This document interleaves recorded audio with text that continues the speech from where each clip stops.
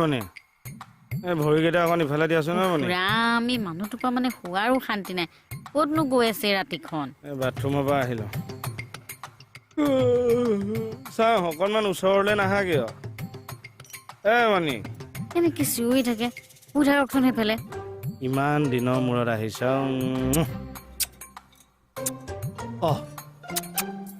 মানে তোমাৰ গালখন ইমান টান টান লাগিছে কিয়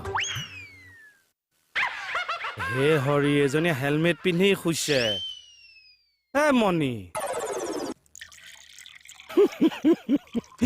নিশাখন দাঁত চলাই থাকিব নালাগে শুই থাকক কিয়নো হেলমেট পিন্ধি শুইছা ভূমিকম্প আহিলে অন্ততঃ মূৰটোতো বাচিব মোৰ এৰা আমাৰ সংসাৰ ধুনীয়া হৈছে আৰু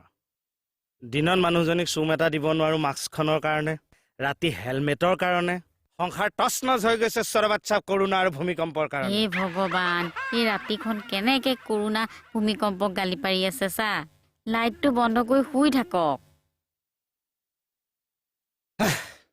দে খুন্দি পানী এগিলাচকে খাই শুই থাক আৰু